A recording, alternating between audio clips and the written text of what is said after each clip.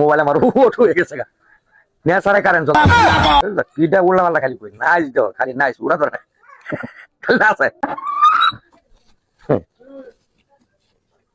ওগো কি আর কত খবর চাইছিলাম কি কথা কো খবর চাইছিলাম কি আমার নাতি কি কইলা বুঝলাম না মানে আমার 3 মাস আমি গর্ভবতী বলেছো কিন্তু খুশির সংবাদ চিন্তার কি আছে পাঙ্কার মাথা বেরিয়ে গেছো না এলে গিয়ে তো রয়েছে পালাইছে এই যে শুনো এই কথাটা কারো কাছে কইও না আমরা কয়দিন পরে জানাবো তুমি যেটা কইবা এই যাই তুমি যদি কও কত টাকা লাগাছে যদি কয় 1 বছর পর 1 বছর সবাই তো বিল ঠিকঠাকই আছে, কিন্তু এই যে করিম চাচা নামে 3 মাস বিল লাগতে রয়েছে, বুঝলাম না।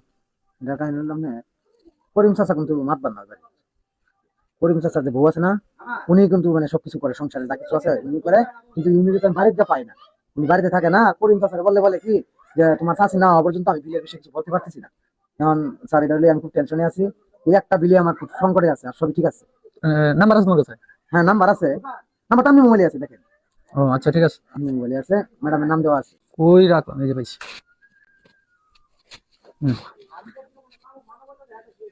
বড় তো ফোন বাজতাছে, দেখি নাম্বার দাও, কার নাম্বারটা তো চিনতেও আছি না। আচ্ছা যাই হোক, আমি ফোনটা রিসিভ করে লই।